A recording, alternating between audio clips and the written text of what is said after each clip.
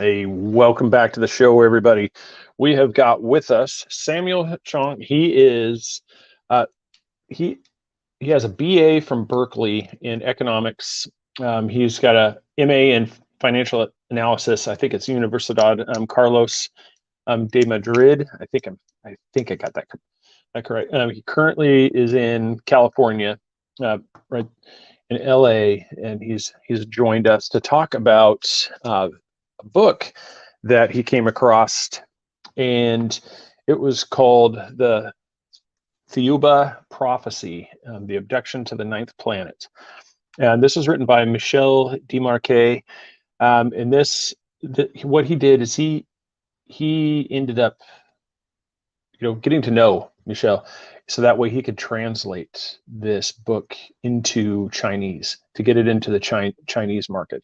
So through Taiwan and China. So it was really fascinating, just listening to some interviews, prior with this and just in the things. And so we're looking forward to talking to him about that and just getting into what is the Thiaoouba Prophecy. And Samuel Chong is next. Welcome to the Three Beards podcast. My name is Craig, along with Austin and Chris. Passed to a new generation of Americans born in this century.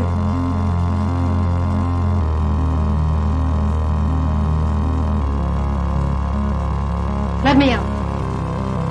I'm afraid that is right.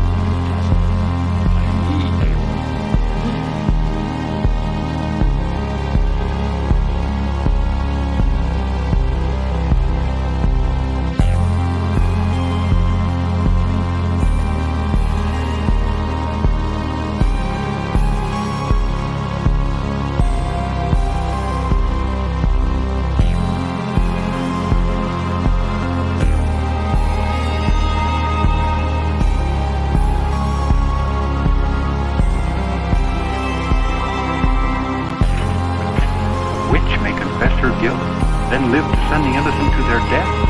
Is this justice and honor in Massachusetts colony?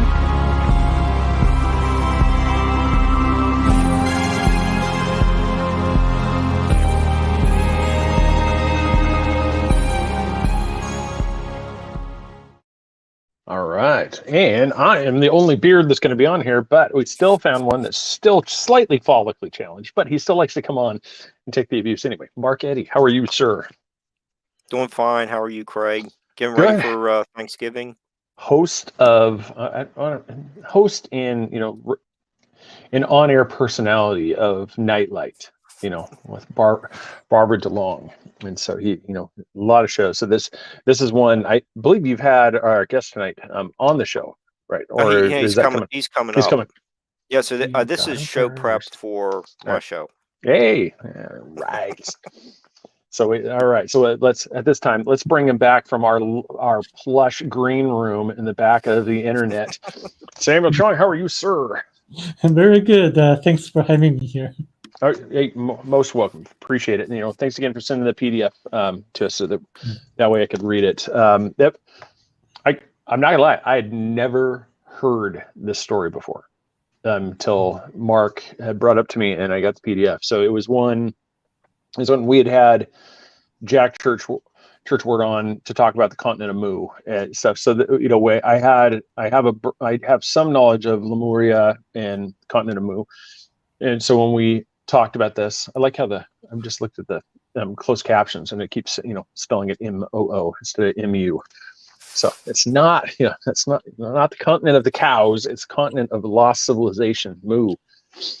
And so that one. So what we'll do, like for me, there's a lot to cover here. So where I wanted to start with is we'll just get the generic stuff out of the way too. It's like, where did you discover the story yourself? Because I got it from Mark. So where, what Mark brought this story to you? That's a good way to put it. Well, one day I was searching for E.T. Contactee's book on Amazon, and I stumbled upon this book, and I checked it out from a local library through their interlibrary loan services, because the book was selling very expensively on Amazon at that time. I was always looking for like books of ET contactees, hoping to receive information or advanced information about the technologies or something that we should learn from so that we can progress at much faster pace. So I found this book on Amazon. That's a short story. So that's, I mean, in a way, isn't that how a lot of us find a lot of books anyway nowadays? It's no more the dusty bookstore like what our generation grew up in. You're just going through and you're finding this tome, brush it off, like that looks good. Now it just happens to be something. It's because you liked this book, here's this one. You're like, I've never heard of the Thiaoouba, prophecy, and you check it out. And it's like, you look, and I mean, from the get-go, this one is, Michel Demarque. He is, I mean, for all intents and purposes, he really, I mean, it sounds terrible to say this way, he's really not anybody of any real consequence. I mean, this isn't somebody that is a well-known figure. He's your regular dude that just happens to, French. He served in the French military, I think, around, the equator. He was serving that, and then he just ended up becoming basically a gardener landscaper, ends up in Australia, and just happens to one day decide to really do the ultimate thing of testing of your marriage and just write a random note saying, peace out, babe. I'm going to be gone for 10 days. Don't worry about me, and just takes off.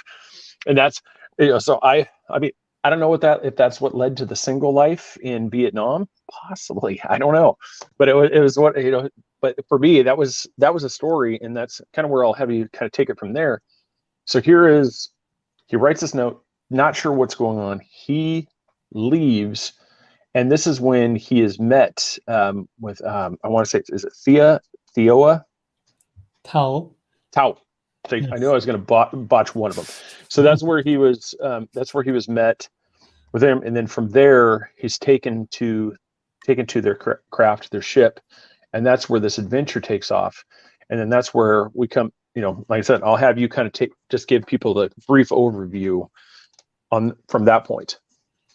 Yeah, so he didn't know why he left that note to his wife, but then he was taken or lifted up to the middle of the air, where he saw the spaceship and also Tao, a very beautiful ET who is like a giant to us, like very tall, like almost 3 meters tall, and they actually took off from a parallel universe because they stopped in a parallel universe so that the people on Earth wouldn't be able to see them. So they went to the planet Thiaoouba. Actually, before arriving on that planet, they first stopped on a different planet called the Remo X3, where Michel Demarque saw the aftermath of a nuclear war. And then, but when they arrived on the planet Thiaoouba, the destination, he was really, really amazed at how beautiful that planet is.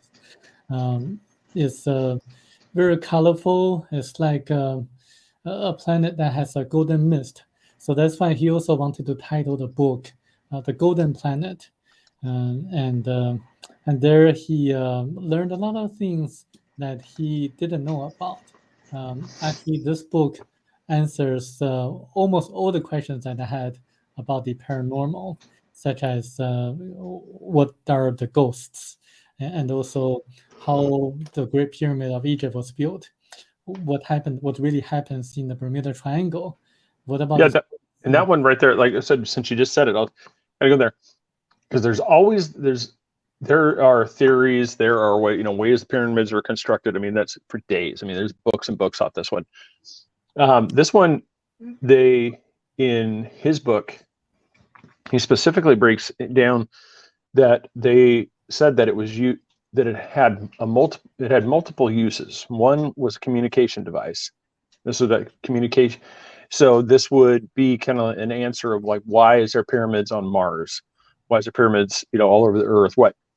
And it was also through a system of plates. It was, for lack of a better term, a weather machine. This would create weather patterns. Changes, yeah.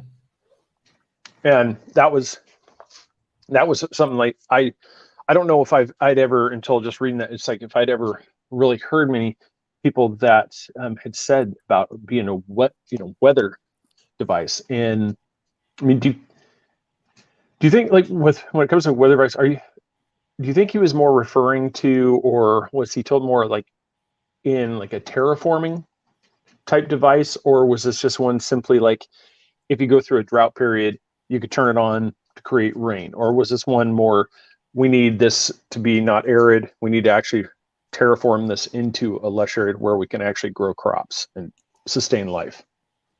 I think it's more like a rainmaker, where like they have a drought, they can utilize this kind of device, the metal plate on the pyramid the metal plate with the pyramid to make the clouds form and then make the rain happen. Actually, there are modern scientific proof that that could happen, because if people do some research on the effects of organ energy, they can realize that organ energy can make clouds form in the sky, and there are actually scientific studies on that. So it actually shows that the Great Pyramid is an energy center that can concentrate the organ energy in a form so that rain would fall from the sky through the clouds. Yeah, and that one was, to me, was a surprise. When I saw that one, and I mean, it's like I have ADHD to a point, so I try. It's all my focus. Try to keep from jumping, from point to point, and try to string it together. This one, in this, do you think, because I think it's a chapter or two prior to them talking about that.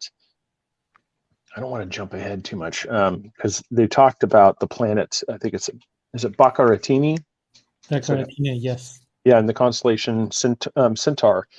How they talked about in when they were explaining it to him that about I want to say it was 8 million years ago, that there was close to, I would say, a total of 11 billion inhabitants on this planet.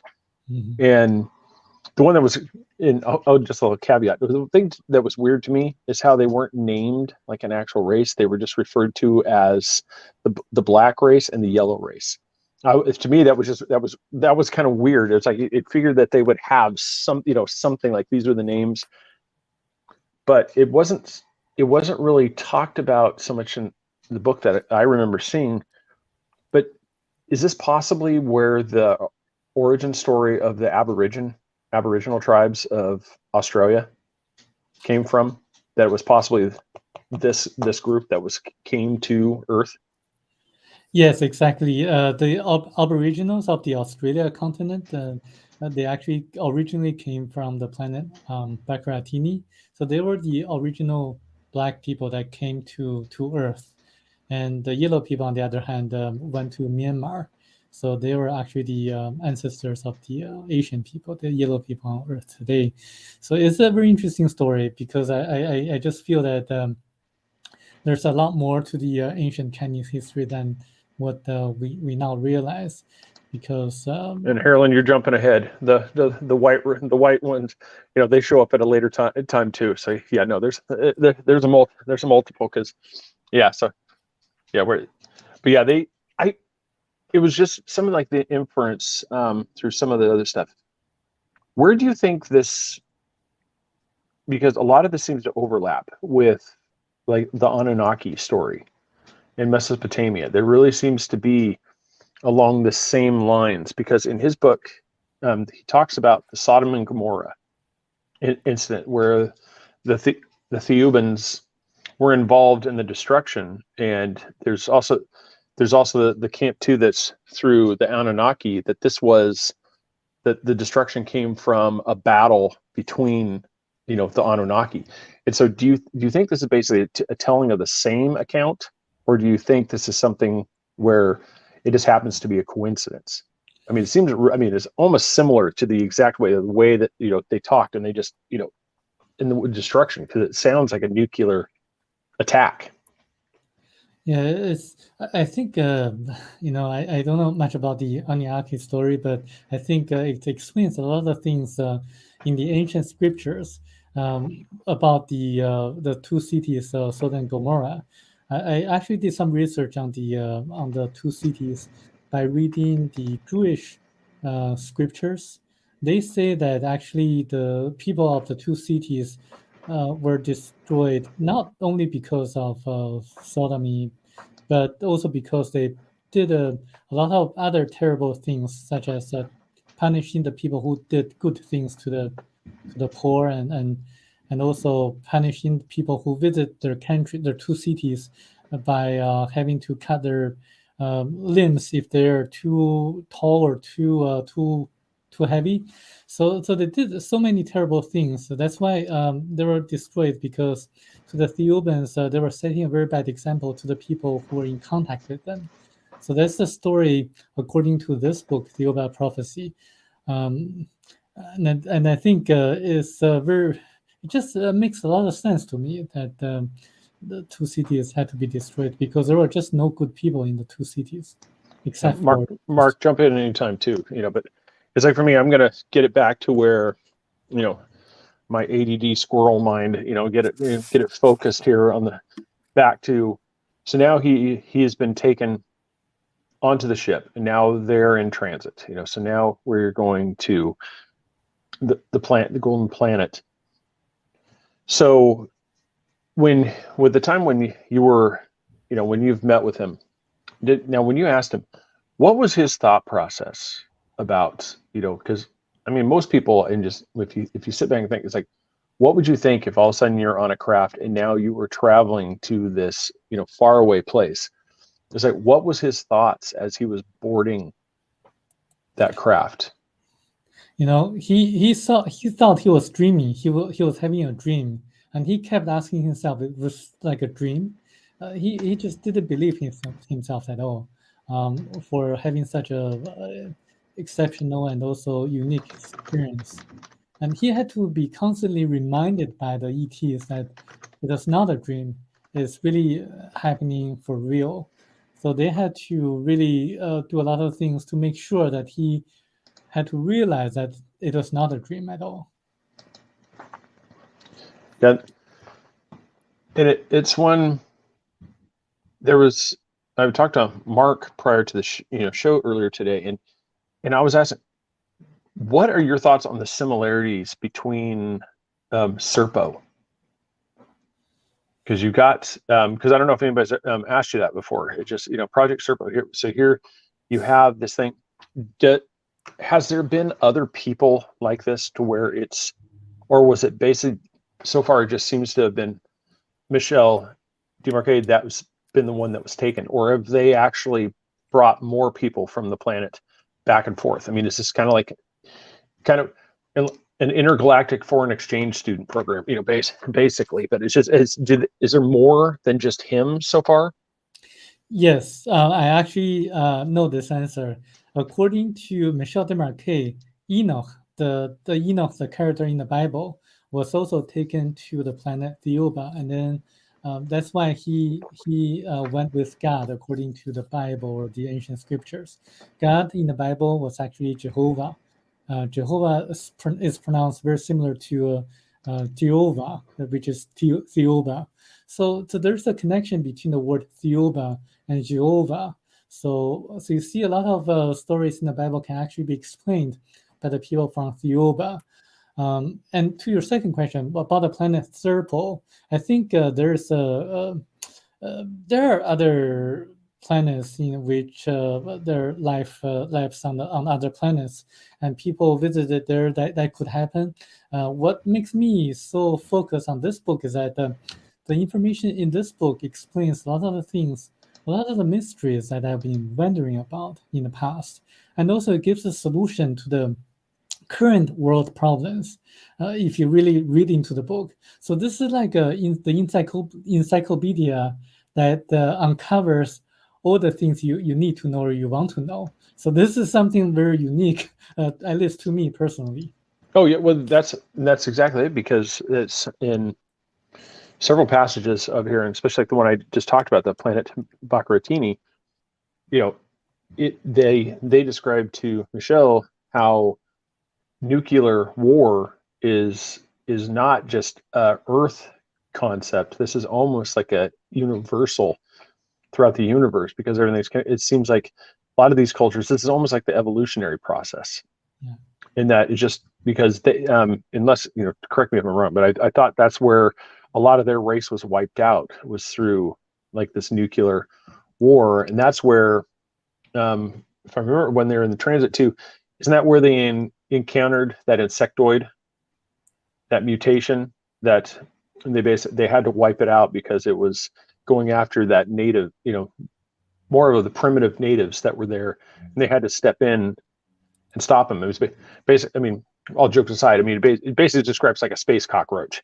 Is basically how they had to go, and they had to go in there and exterminate it. But this was a product of this, this war, because these mutations occurred. Yeah, exactly. Because the discovery of atoms and also the invention of atomic bombs, according to the Thiaoubans, they're inevitable.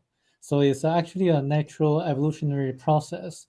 And the key is for us to learn how to get along with each other peacefully through the evolution of our spirituality, the increase or development of our spiritual growth, so that we can learn how to love each other, and not to make the same mistakes that we made in the past. So this is actually one of the central themes in the book. Life is a continuous learning process. Yeah, and Craig, to answer your and to continue with Samuel's statement, about 5 lines up from the bottom of page 6, Michelle did write, for certain reasons, this is Tao speaking, for certain reasons which will be explained to you later, you have been chosen to undertake a journey which very few earthlings have made, particularly in recent times. So, when Samuel was talking about Enoch, might have been one of these people, but it was from much longer ago. But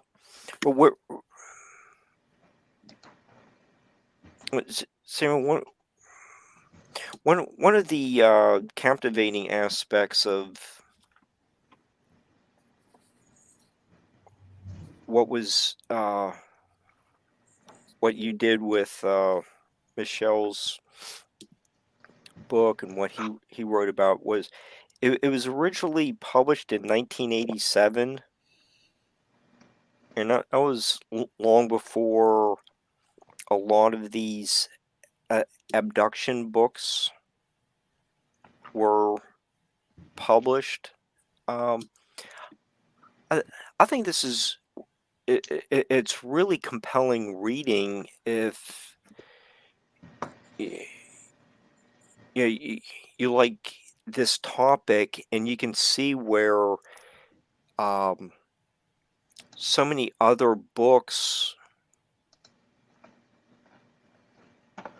have similar themes from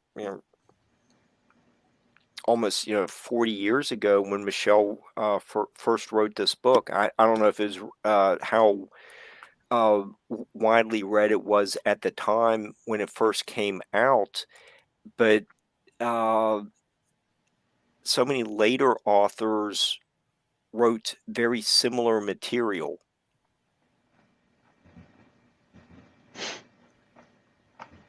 Yeah, no, yeah. I often wonder that it seems like a lot of them right around that time seem to be having a lot of similar experiences. Whitley Strieber. We're having these, like we had talked about earlier, Mark. It seems like they're all happening around the same night. One of our watchers here, King, he had put up there. It's a common issue that people have, that they think that they're dreaming while they're having this UFO experience, and so it seems like that would make sense that he would have that same effect. Like, I feel like I'm dreaming. Do you think that's from, you've been studying this, do you think it's from just your brain trying to process what's going on because it's so foreign? And so it feels like, this can't be happening. Like Or is it something like an dissociation. effect? Yeah, it's an effect from the travel. Well, I think for Michel de Marquet, he definitely thought he was dreaming, and he has this kind of feeling that everything happened was so unreal for him, so strange and so unreal. But I mean, if I read this book and as I did in the very beginning, I thought this is just another fictional alien abduction book. But the more I read into it, the more I realized that everything contained in the book can be thoroughly researched and be proven to be true. For example, it contains a lot of facts that we can really verify nowadays, such as the ET bases on the far side of the moon, the ancient life forms on Mars, the planet Mars, and the Shingo village in Japan that had a tomb of Jesus Christ. And also other things like the Project Westford, in which in the 1960s, the US government, the NASA, sent hundreds of millions of needles into space.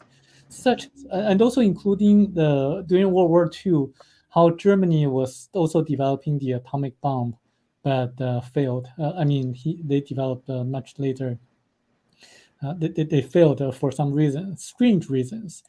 And so many facts can be verified and proven if people just read into this book. So in my belief, I'm just always like this. If so many facts can be proven, and there are so many extraordinary and so many unbelievable and fascinating facts that cannot be proven yet, then we should really pay a lot of attention to those facts that yet to be proven, to really just at least they're more credible than other sources of information, because so many facts have been proven in the past.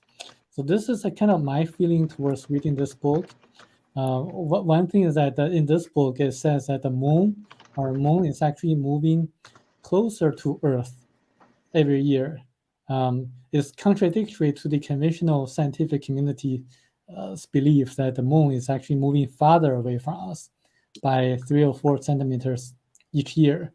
So I think this book has certain information that can be proven, and has other information that is contradictory to the conventional scientific beliefs. So I think it's really up to the reader to decide whether to accept the book or not. And that's one of those we talked a little bit earlier about the races, because that was one of the first, I don't know if I want to say jump points is the best way to put it, when they got into their inhabited vessels, after the leaders decided they needed to send, part of the survivors from Baccaratini, and they went to Mars first, and then that didn't end up being the optimal place, so they ended up continuing on to Earth.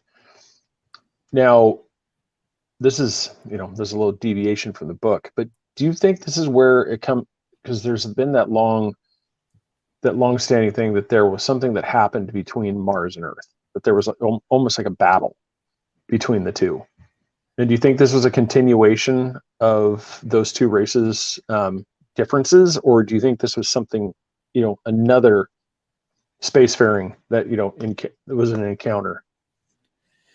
I think anyone who says there was a war between the people on Mars and people on Earth, I think that's probably they need to show proof. Like, to me, it's unfounded. It's more like science fiction.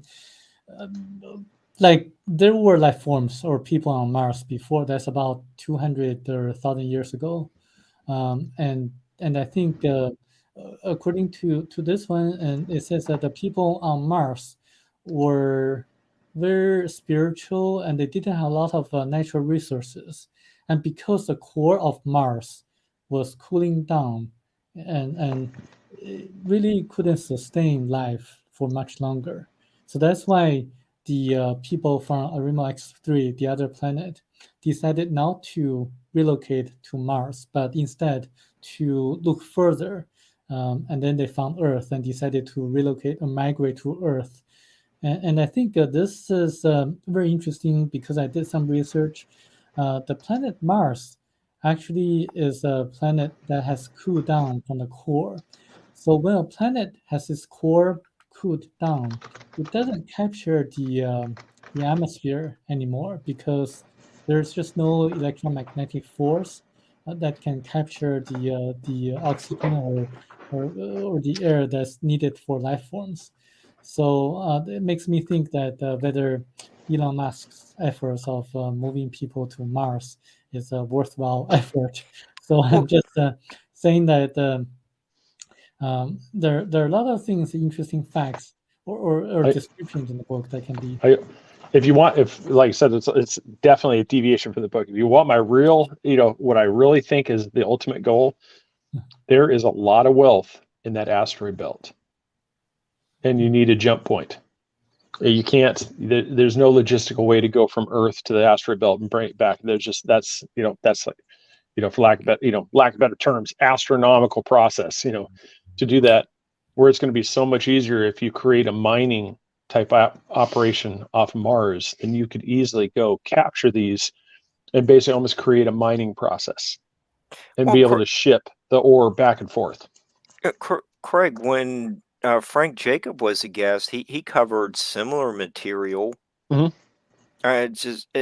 That going to Mars isn't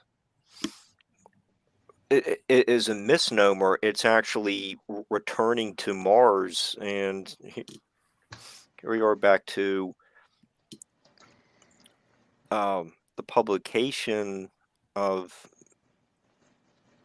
Michelle's book, and what Sam was talking about is long before a lot of these all of us who are have been guests on the Beards show are just didn't have careers at that time. We were still in school, so I think this book shows how pioneering his, just expressing what happened to him in this autobiography. Yeah, I think one of the things too is I read and I thought it was really fascinating. I want to say, is it Arimo or Arimo X3? Arimo. Arimo, yeah, is the planet, yeah. The inhabitants of that, and that's one of those things because it's always. I remembered hearing about that a while ago, where they thought that that's where the Chinese, with the dragons, where that came apart, where this fascination with the dragons came about. And then, so here in the book, he brings this up, talks about the fire dragons, and the part in maybe I got confused. So now when this one, was that the yellow the yellow race, which actually became what would be, I think, it's Chinese, right? Just the Chinese and the Asian population in there. So they did the Chinese, the early Chinese, actually go to war with these fire dragons? Yes, they did. There are actually ancient stories about the two emperors of China, ancient Chinese empires that were fighting against each other. One was the Yellow Empire, and the other was the Yan Empire. And I think one of them must be the people from Arima X3. So I think it matches the ancient stories of China. Yeah, and I thought that was fascinating because then this is where it segues into like where we talked in the beginning. The continent of Lemuria, is that this is where that fire dragon. I think they decided to. This is where they decided to to find a place where it was away from everybody because it wasn't as populated. Now, does this translate? Because I don't. I might have missed it in the book. Does this translate into where that commonality seems to be across the globe of the feathery serpent, some creature that's holding that. They're all holding that bag. Every culture has that, seems to have that image. And do you think this was that race? I actually, it has something to do with it.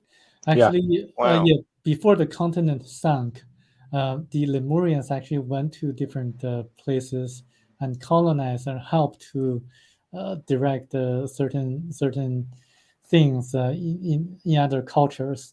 And for example, the Indian culture, and they were actually kind of influenced by the Lemurians as well, and also the ancient cultures in Latin America, like the Native American cultures. They were actually influenced by, they were actually colonized by the Lemurians in the past. So it's, and then when the continent sunk, then the remnants of the cultural influence remained. That's, yeah, there's so many, especially I would say it's the last third of the book is where, it's almost, it's like a ton of information. It's like, it was almost like that person. It's like, the trip's coming to an end. Okay, remember this, this, this, this, this. That, they're just giving you the whole checklist. Because before it was just like check out here. I'm going to set that aside for a second. We'll come back to it because I want to get back to. So Michelle is on the ship and they're coming into the planets, and it's one of the term. I'm not even going to try to say it because I'm going to butcher it, but it's their version of what we see like right now, the green, the reds on the screen. To them, they have a term for it, which is kind of a dull color. And they also have another term for which is their colors, which they're more vibrant, like irradiating, like it glows from within.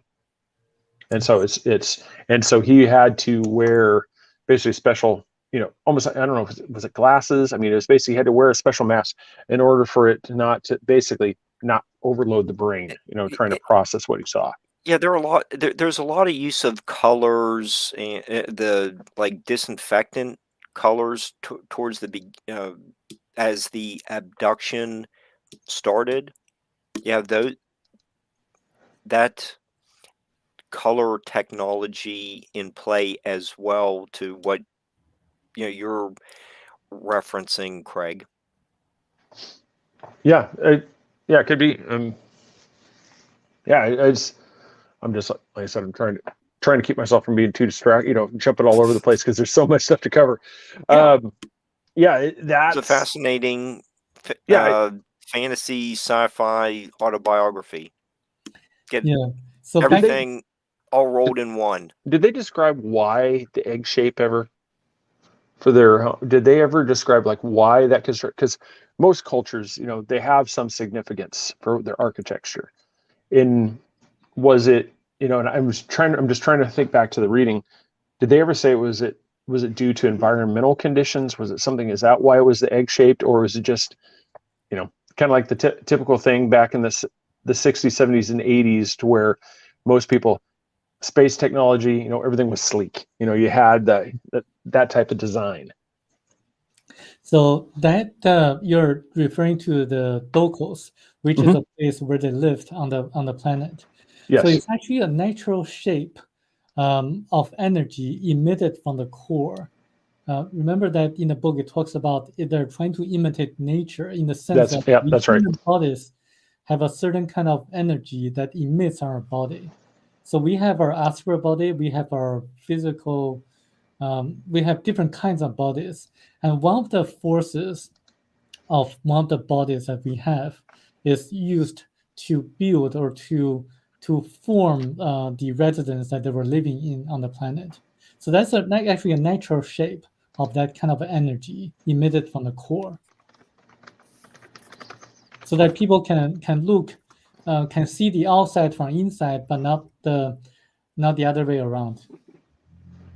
Yeah, so it's basically it's almost like a natural like two-way mirror, to what thing. It's like it keeps everything, but when you're inside, you can see out. It's like, it was really cool, just the way they described described the balance that they seem to have with the area. And then one of the things I try to do is research on, and I don't know if it's just a linguistics thing. Like when you try to do your Google searches and stuff, it's like if you try to put in ninth planet, all you get is Pluto. That's all you're going to get is Pluto, the ninth planet. So when you're trying to do how Tao and described that they were a level 9, I think that's what it was, level 9 planet, the golden planet, and where we're a level 1. And did they ever go into great detail, like the steps to go there, or was it just simply, because I remember it was, through spiritual awakening, doing these things is how you move up. It kind of reminded me of like Dante's Inferno, where there's the levels that you have to atone for yourself to go to the next, to the next. Is it kind of that process through reincarnation, through those things, is how you move up in those levels? Yes, definitely. According to them, we have to purify ourselves spiritually in order to move up. We have to evolve in order to be able to move up to a higher category or higher level. So there are a total of 9 different levels of planets in the universe, and 9 is a magical number because everything revolves around the number 9. Like 9 planets revolve around like Earth, like a star, like the sun. And then 9 solar systems revolve around a bigger solar system, like a bigger sun or a bigger star. And 9 bigger stars revolve around a bigger star. And then it goes into the center of the universe where everything was created. That's actually detailed in the book how the entire universe was created.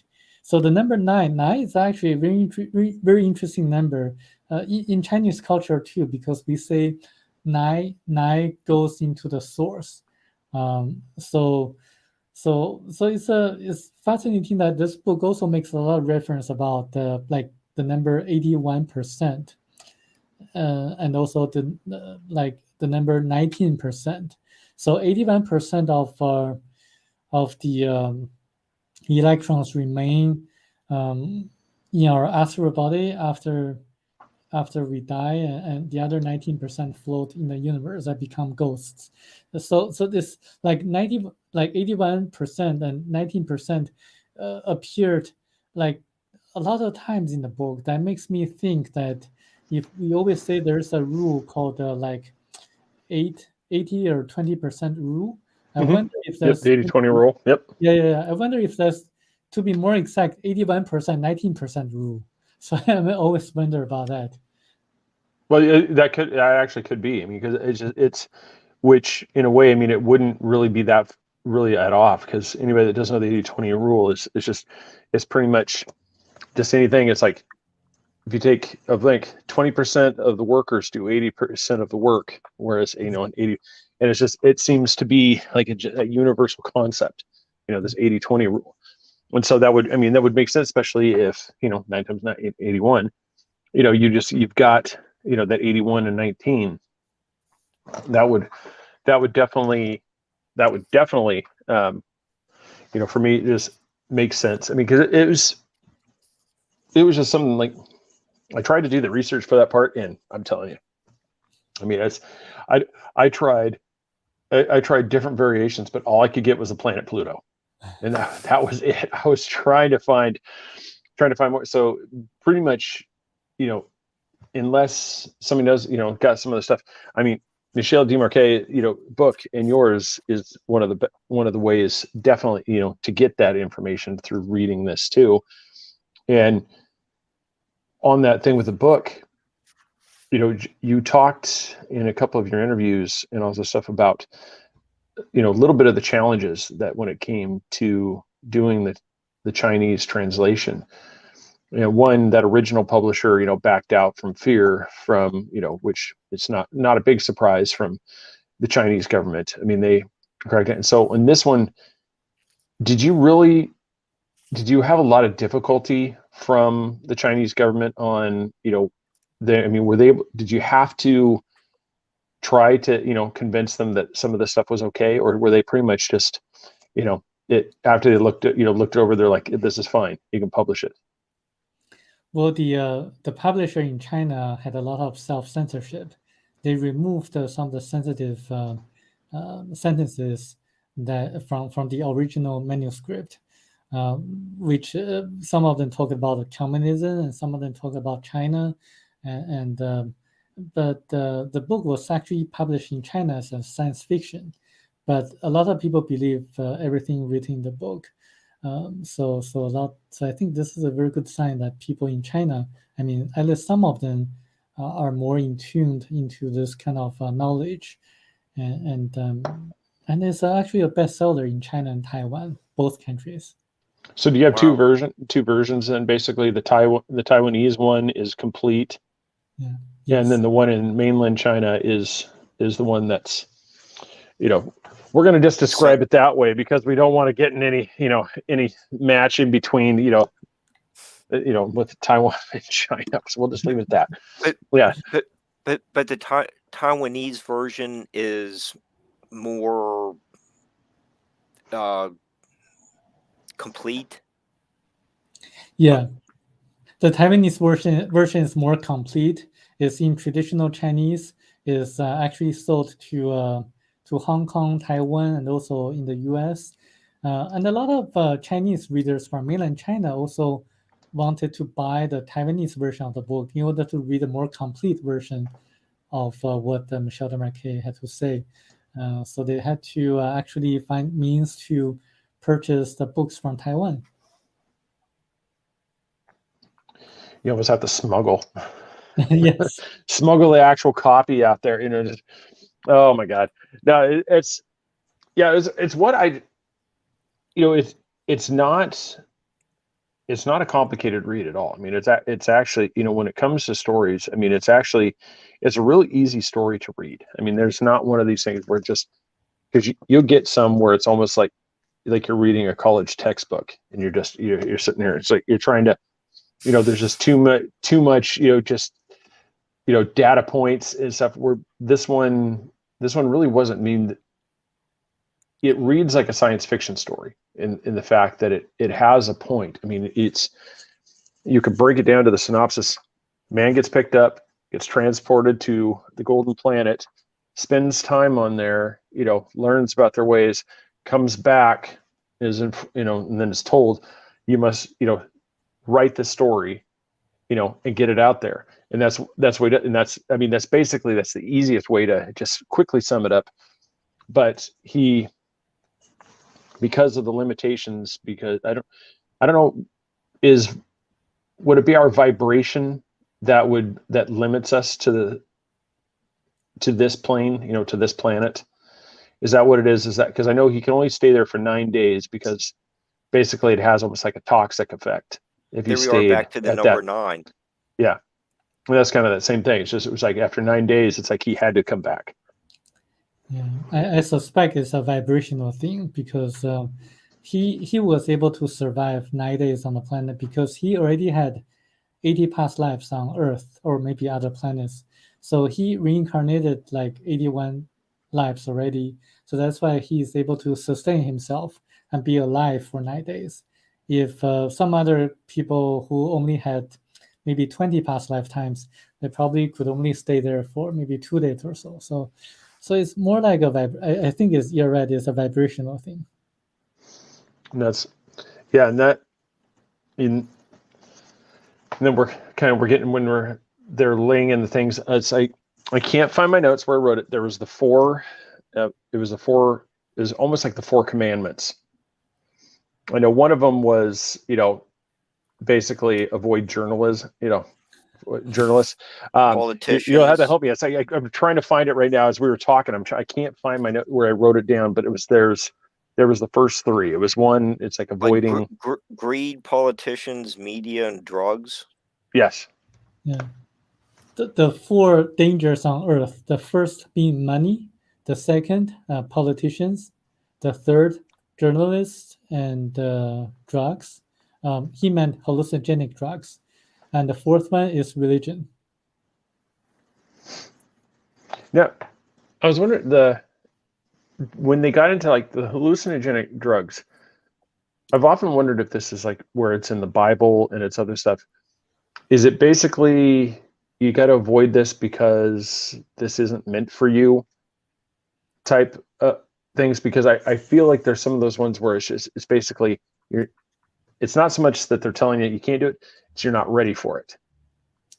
Well, he says, according to Tao the ET, the hallucinogenic drugs, they create like an illusion to the astral body of a person. So it actually moves the astral body to another plane, another location. In the process, it actually damages to a certain extent to the electrons that make up the astral body. So it actually is going to be, according to them, is damaging to the astral body. So that's why you should not do it. It's not that you're not ready. It's just that it's not recommended. But of course, we have the free will. You're free to take any drugs you wish to, but you have to know the consequences. It's damaging to your astral body. That I think in a way it almost kind of works out a little bit in the fact that they just started doing stuff like like too much exposure to stuff like DMT can actually have a negative effect on people that take it. So sorry, Joe Rogan. It's like you can't keep taking copious amounts of DMT. It's not gonna work out the best. But in some books, how you always have, there's lots of like wild claims or just loosely based claims. In one of these, he does talk about the blue light that disinfected, and that seems to have held, especially that one held up because that's become a lot. I think there's a lot. The ultraviolet light is used for disinfecting, and so that seems to have been something one of the claims in the book that is actually held true to this point, that it did come to pass, that this is actually something that is used. Exactly. There are a lot of there are some Chinese factories or business people. They after reading this book developed blue light LED lights to disinfect certain devices.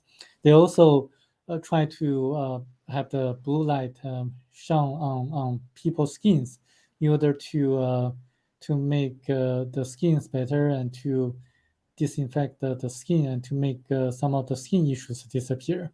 And not only blue light, but also other colors have other effects too. I did some research on that. For example, green light helps migraines. So if you have a headache, you can just have some kind of green light, and it improves headaches. And also red color or red lights makes people more agitated, but somehow it makes people more energetic as well. So pink light or pink color reduces the muscle strength, and there's a variety of different functions or like different uses of different colors of lights. And I think that's one of those things that, as we come at, just the fact that sound, light, just become. I think these are going to become more and more to where it's not so much like a science fiction type thing as where we've had it all along. Like I think that's one of the things that they're trying to. One guy, I wish I could attribute it. He thinks that he's figured out, potentially how they did the boreholes. Is that through a magnification, basically like a giant magnifying lens, he was able to focus the beam, and it just started to melt the rock. And so, he that's his theory, is that some of the ancients, like we've always, we've tried to, you look around the Neolithic construction where you've got those blocks that are just perfectly formed, that some of these boreholes where obviously they didn't have the tools for them, what they may have just simply like this focused the sun and basically melted the hole right through the rock. Yeah, so there's actually a better technique to do that. It's actually described in the book. It's called the ultrasonic vibrational system. So Mhm. they use this kind of vibrational knife or vibrations to cut the stones in a very precise manner. And that's for cutting the stones, like cutting diamonds. And to lift the stones up, they actually neutralized gravity by making a vibration or that I cannot neutralize Earth gravity. So they call that anti-gravitational technologies. And I think we already have that technology. It's just not being commercialized to the public. And before we get too much further, I had to get the other one I didn't realize.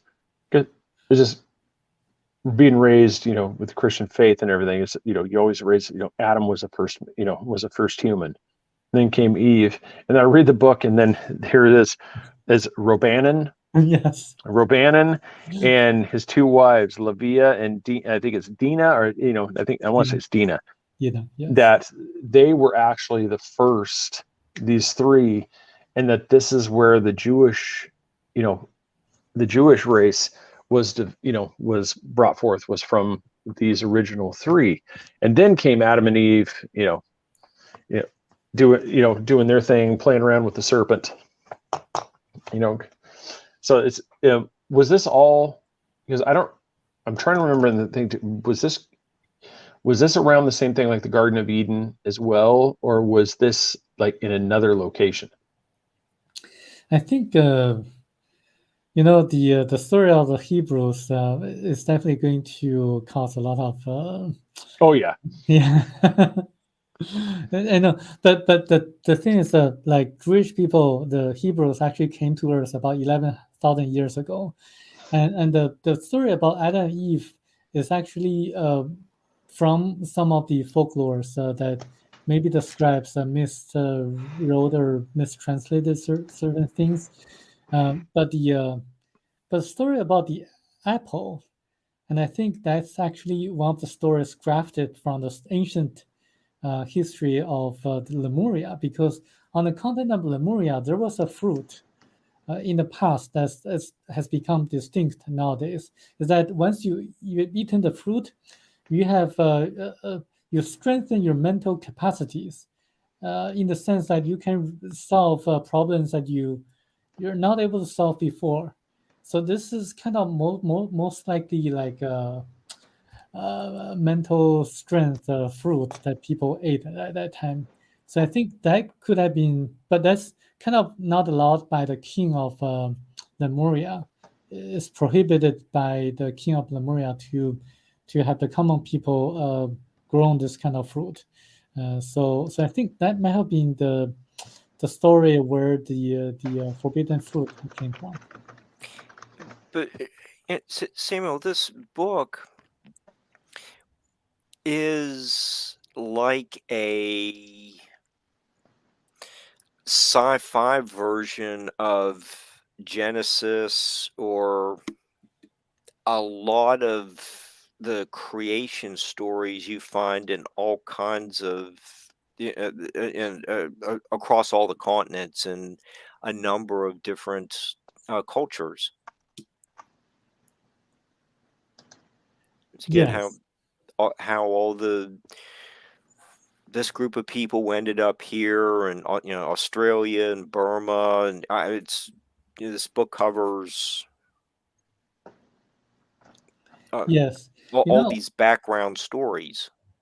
Yes, when I read the book until like almost like 2/3, I still thought this is just another ET story, ET abduction story. Something could be a science fiction, something could be like a totally made up story. But until I read the chapter on who is Christ, that really got me into thinking this could not have been a science fiction at all. So I would suggest people to read the book in entirety, and then to use your own judgment after you finish reading the entire book to see if everything makes sense or not, because this is something that's a little bit hard to accept, even for me. Like when I read this book halfway through, I thought, oh, could be true, could be fictional, and it's just what the author said, and it could not. It could be just something that he was having a dream. But then after reading the entire book, then I thought, this is for real. Yeah, and as we're getting closer to wrapping it up too, like I said, I just wanted to make sure I showed this because I didn't show it at the beginning of the here. I'm going to bring it up here on the screen so everybody can see it here. But you can go to Amazon. Is one real easy way to find it. And this, you can get it either Kindle right away or a paperback version. I don't know now to get like the Chinese. It's because it's in Mandarin Chinese, correct? That's what you translated into. Yeah, And so I don't want to. I want to say it's your other side. It's ChinaSona.org. I think is it / Thiaoouba? yes, Prophecy. with a capital letter Yeah. T. Yes. Yeah, and then so everybody can check you out on there. I put it in the link to the show too. I have it down there for where people can click and get more information on that as well. And then you can get more information there about. I think I've got it. Oh, yep, see right here. I'm going to bring it up. See, ta-da! There it is. The magic of the internet. Oh, yeah, I bet Michelle wishes he had this ability. Right there to get the word out. Yeah. What was Michelle like just sitting there in his house? Well, it's very interesting you ask this question because he was extremely disappointed and actually a little bit depressed when I saw him because you have to imagine if you were Michel Desmarquet, went to a planet that has a very advanced civilization like paradise, like a heaven, but then you are told you don't belong here, you have to go back and write a book. And then when you write a book and you finish writing it and no one wanted to publish it as a true story and everyone wanted to be a science fiction, and then you try so hard for so many years to have it published, and once you have it published, then you try to promote it to spread the word to the ufology UFO community, and people didn't believe you, and you also lose your wife because your wife thinks that you were having an affair with another woman, and then that's how Michel Desmarquet felt after he came back. He was extremely disappointed and desperate and also depressed. That's why he went to Vietnam to escape, kind of like escape from the objections of the people, and also from the fact that his wife didn't believe him. So he was kind of very, very annoyed at my visit because he really didn't want to be bothered. But at the same time, in his inner heart, he also wanted the book to be read by most people, by a lot of more people at that time. So that's why he showed me the contract with the Chinese publisher and asked me to help it to get published in China and Taiwan. So Samuel, your work greatly expanded Michel's gave his book a greater audience in two countries in 2 different languages, right? Yes. That's he was very happy about it. Okay, and his original publication, just really kind of wasn't going anywhere. Well, in the very beginning, his book was a bestseller in Australia. He told me the number 7,000 copies in a very short period of time. So his book was a bestseller in Australia, but his book kind of didn't got into the UFO communities at that time. Not in Australia, not in the US. He had a few interviews in the US in the early 90s, but that really didn't go anywhere. So I'm trying really hard nowadays to see if more people can have an open mind to to read the book because it really has a lot of interesting inference to the current situation that we are facing right now, the pandemic, the world politics, and the wars, and even China. So the book gives a very, very interesting solution to the people who face life challenges and the solution to how to solve the problems in the world when we really want to. So I think if people really read into the book, read between the lines, they're going to know how to respond, how to react when certain things happen in the future. Yeah, like I said, it was definitely a very interesting read. I mean, I said it's a great story. I mean, it is. Yeah, it is. Yeah, I was telling Mark prior to the show too. I was just like, I'm like you show up, you grab a photograph, and then you show up at the dude's place, just unannounced. It's like, hey, I want to translate your thing. I'm like, that had to be there. But then you guys struck up a friendship, and he calls you back when he has to give you that piece, that piece that you've been trying to get this entire time. So you go back, you get back there so he can give it to you. Now, in all the interviews I've seen, there's been many people that have tried. And so here's I'm going to try a different angle than they have, because you said you've given them hints. So this is like the Rosetta Stone. I'm asking you to give us the Rosetta Stone to set people on this path. So give a hint where the first step to unsolving this mystery might be, because you said that there's kind of like a puzzle. So where would they start on this journey? Well, they should really look into what happened to Enoch first. They have to study the timing between Enoch and Noah. So what happened to Enoch, what happened to Noah, and how much time lapsed? And second, they have to read the revelation of the Bible. There are certain descriptions in the revelation of the Bible that's kind of revealing. So, but not all. So, so they have to really pick and choose. I actually wrote an article about it, and people can read the article. All right, so there you go. Yes, I got the starting point. Okay. All right, we got a little bit of the cipher going there. So now everybody, now people can go for this one. But yeah, definitely, it's check this one out for everybody. The Thiaoouba Prophecy, the golden planet, abduction to the ninth planet by Michel Desmarquet, retranslated by Samuel Chong, into Mandarin Chinese. Is there plans on doing more versions like Cantonese or anything, or is it you're pretty much going to stick to Mandarin? Yeah, it's pretty much Chinese is all covered the writing system is the same for China and Taiwan, just simplified traditional. And the spoken languages, Mandarin, Cantonese, those are kind of they all know Mandarin. So it's fairly similar. But I'm trying to have it published by a former publisher in Spanish, like the publisher in Spain, Grupo Planeta, and so that more people can read this book in Spanish. So once again, you can go to his site,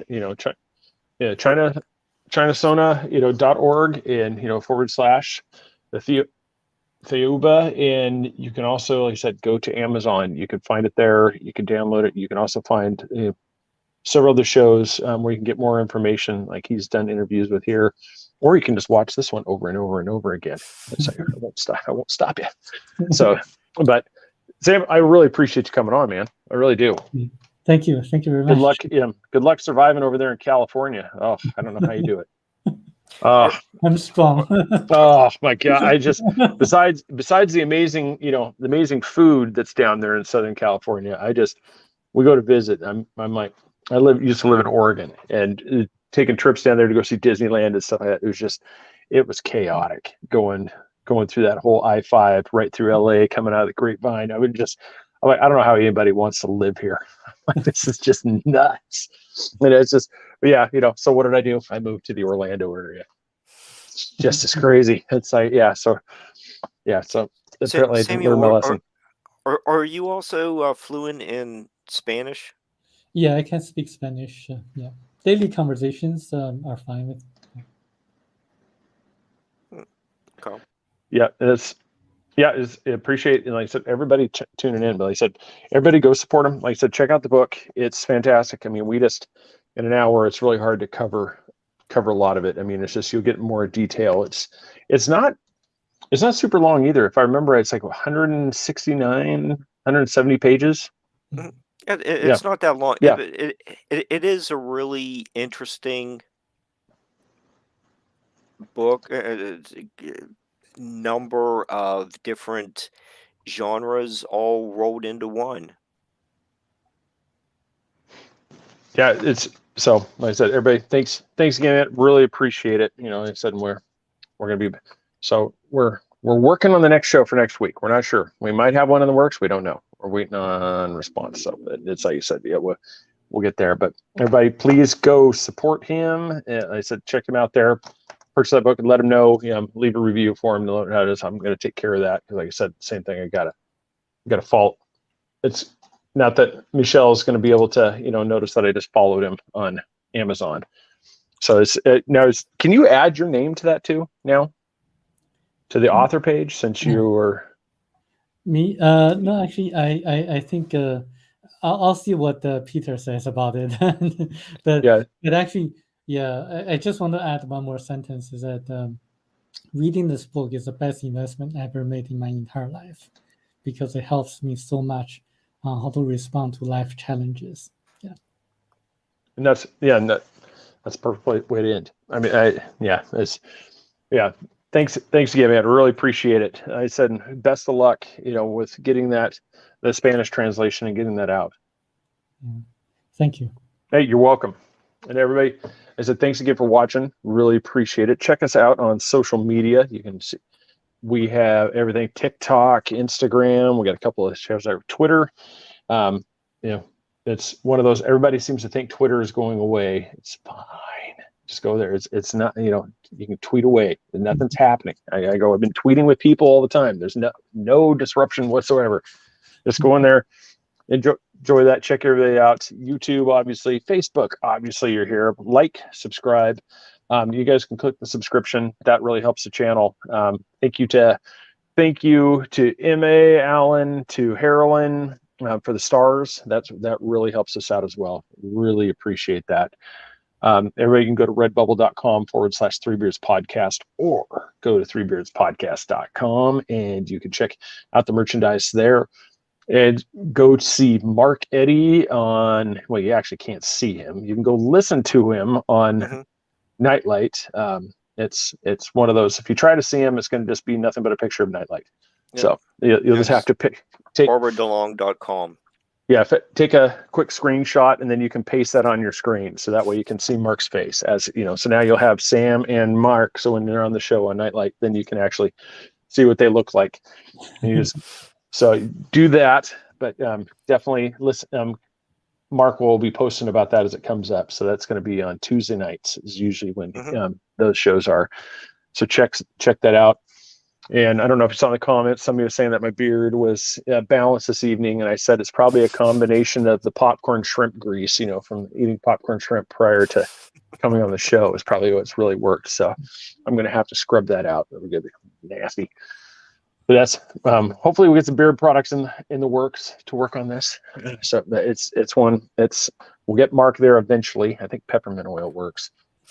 Either that, or we'll just get one where just a glue on one, or you can just hold it up there. I think the glue on, or the Halloween ones were just hooks on there. Yeah, put over my ears. That's about as close as that's right. To a beard as I'm going to get. Yeah, but everybody, thank you very much. Really appreciate it. So I said, Mark, thank you so much for coming on. Have a great Thanksgiving, everyone. Yes, happy Thanksgiving to everybody. Don't eat too much. We're going to have a traditional pasta Thanksgiving. We're just going to make pasta and sauce and garlic knots again. So that's going to be one. And so, Joanne, yeah, I saw that Canada lost. Yeah, it's USA tied. It's really, Argentina loses to Saudi Arabia. It's a really weird World Cup right now. I don't even know who's going to win this one now. it's like the people that are winning shouldn't win, and the ones that are losing, are the ones where it's just like, okay, that was the favorite. I go, how the hell did they lose that match? But it is World Cup soccer time, so it's for anybody that's a fan. So, but thanks everybody for watching. I'm glad everybody had a show. Like I said, support Sam. Sam, thanks. I hope you had a great time. Like I said, I enjoyed it. So happy Thanksgiving to everybody, and we will see you next week. Good night.